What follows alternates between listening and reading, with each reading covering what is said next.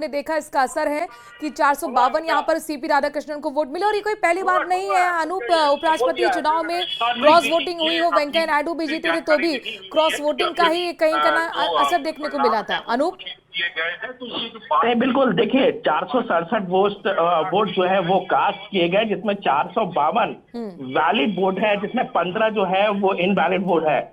यानी कि इसके मुताबिक 377 जो है मैजिक मार्क था और सीपी राधाकृष्णन को 452 वोट मिले, जबकि रेड्डी को 300 वोट ही मिले। आपको सबसे बड़ी बात बता दूं कि थोड़ी देर के बाद जब काउंटिंग शुरू हुई थी, उससे पहले ही जयराम रमेश जो कि कांग्रेस के मीडिया विभाग के प्रभारी है, उन्होंने कहा था कि 315 उनके इंडिया ब्लॉक के सांसद हैं और उन्होंने वोट डाला है। तो कहीं ना कहीं ये बात बताता है कि ये जो उनके दावे थे 315 के, उसमें से 15 कहाँ गए। तो 15 कहीं ना कहीं ये जो है वो एनडीए अलायंस के जो उम्मीदवार थे उनको वोट किया है, ये बात यहाँ पर साबित होता है। जाहिर तौर पर चूंकि अब 17वें उपराष्ट्रपति होंगे सीपी राधाकृष्णन, जरा बताइए कि आखिरकार कैसे एनडीए ने भरोसा उन पर जताया और किस तरह की उनकी छवि है। बिल्कुल, देखिए अब सीपी राधाकृष्णन जो है वो अगले उपराष्ट्रपति होंगे और ये भी एक कह सकते हैं कि जिस स्थिति से थी और जो तैयारी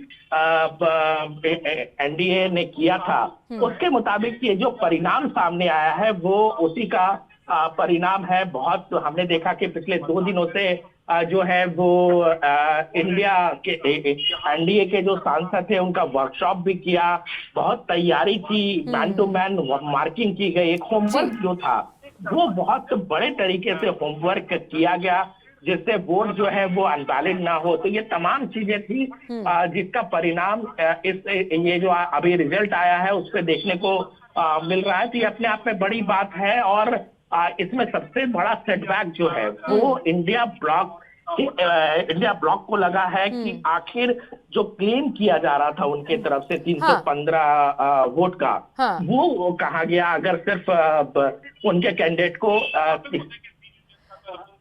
बिल्कुल, और यहाँ पर सिर्फ जयराम रमेश की तरफ से नहीं बल्कि मल्लिकार्जुन खड़गे की तरफ से भी कहा जा रहा था कि सभी सांसद हमारे साथ हैं, एकजुट हैं हमारे इंडिया गठबंधन के। लेकिन यहाँ पर क्रॉस वोटिंग हुई है और 14 वोट यहाँ पर कहीं ना कहीं सीपी राधाकृष्णन के साथ गए हैं। एक महत्वपूर्ण बात अपने दर्शकों को बता दें कि यहाँ पर अक्सर संभावना उपराष्ट्रपति चुनाव में बनी रहती है, क्योंकि इसमें व्हीप जो है वो एग्जीक्यूट नहीं करता है, लागू नहीं करता है, और इसीलिए अंतरात्मा की आवाज सुनकर पार्टी लाइन से ऊपर उठकर यहाँ पर सांसद वोट करते हैं और वही कुछ यहाँ पर देखने को मिला है। इसीलिए कहा जा रहा है कि एक बड़ा सेटबैक यहाँ पर इंडिया गठबंधन के लिए भी है। अच्छा, बड़ी बात ये भी है कि यहाँ पर तीसरे उपराष्ट्रपति तमिलनाडु के होने वाले हैं, जो तमिलनाडु से ताल्लुक रखते हैं। नहीं, बिल्कुल, देखिए वहाँ साउथ से ही आते हैं और जिस तरीके से हमने देखा है कि प्रधानमंत्री नरेंद्र मोदी जब ये चुनकर आए थे, जब एनडीए ने इन्हें अपना कैंडिडेट बनाया था। मैं आपके पास आऊंगी, अब न्यूज रूम भी ले चलते हैं, हमारे सहयोगी हेमंत है। हेमंत, सीपी राधाकृष्णन जैसे संभावना जताई जा रही थी कि संख्या बल वही एनडीए के साथ है, उम्मीदवार अब वो जीत गए हैं, 17वें उपराष्ट्रपति होंगे और बड़ी बात यह है कि तमिलनाडु से ताल्लुक रखने वाले तीसरे वो उपराष्ट्रपति होंगे। बिल्कुल मनो, इसमें कोई दो राय नहीं था कि एनडीए के प्रत्याशी की जीत पहले से ही तय दिखाई दे रही थी। जिस तरह से एकजुटता और संख्या बल एनडीए के साथ था, हालांकि कुछ लोग इस तरह के कयास लगा रहे थे, लेकिन वो सिर्फ कयास होते हैं। अगर संख्या बल को देखेंगे तो वो पहले से तय था कि आखिरकार किसकी जीत होनी है, लेकिन मैसेज बड़ा है। मैसेज ये है कि क्या जो विपक्ष है वो कोई सेंधमारी के दावे कर रहा था, वो कर पाया नहीं कर पाया, और सत्ता पक्ष की तरफ से ये बड़ी जीत, क्योंकि तैयारी भी बिल्कुल उसी तरह की थी जैसे कि हमने दिखाया था कि कैसे जो सांसद हैं वो उनका एक एक प्रभारी नियुक्त किया गया था, तो संख्या में अलग अलग बांट करके, और फिर उस हिसाब से जो एनडीए है वो लगातार बैठकों का दौर चला, प्रशिक्षण चला, बाकायदा एक एक चीज समझाई गई और ये इस पर बात पर ध्यान दिया गया कि कोई भी वोट खराब नहीं जाए, क्योंकि पिछली बार हमने देखा था कि कुछ वोट जो है वो खराब हो गए थे। तो उस पर कि वोटिंग सही तरीके से होनी चाहिए, उसमें कामयाब रहा एनडीए की रणनीति, उसमें कामयाब रही, और खासतौर पर जो सत्ता पक्ष की तरफ से रणनीति तैयार की गई थी उसका असर आप देखिए। राधाकृष्णन ने 152 वोटों से जीत, भारतीय जनता पार्टी के प्रदेशाध्यक्ष राजस्थान के मदन राठौड़ हमारे साथ जुड़ चुके हैं। राठौड़ साहब, बहुत स्वागत है आपका मदन जी न्यूज 18 राजस्थान पर। मदन जी, तो आप देखिए कि जिस तरह की मदन हाँ जी नमस्कार मदन जी, स्वागत है आपका। हेलो। हाँ मदन जी, आप मुझे सुन पा रहे हैं? हाँ, मैं सुन रहा हूँ आपको। बधाई हो, एनडीए के उपराष्ट्रपति पद के प्रत्याशी को जीत हासिल हुई है। क्या कहना चाहेंगे, क्या संदेश है सर?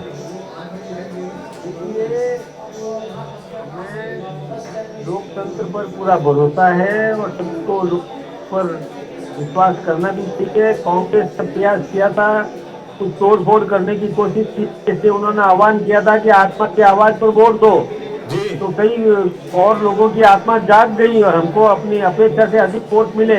वैसे मैंने सवेरे भी कहा था, मीडिया ने पूछा था, तो मैंने कहा 150 वोटों से जीतेंगे, तो हम 152 से जीते। ये हमारे लिए अच्छी बात है, शुभ संकेत। ये श्रेय किसको देना चाहेंगे आप? एक रणनीति पार्टी के स्तर पर जो बनाई गई, दिल्ली में बाकायदा प्रशिक्षण दिया गया, इस बात का ध्यान रखा गया कि पिछली बार जो वोट खराब हो गए थे वो नहीं हो।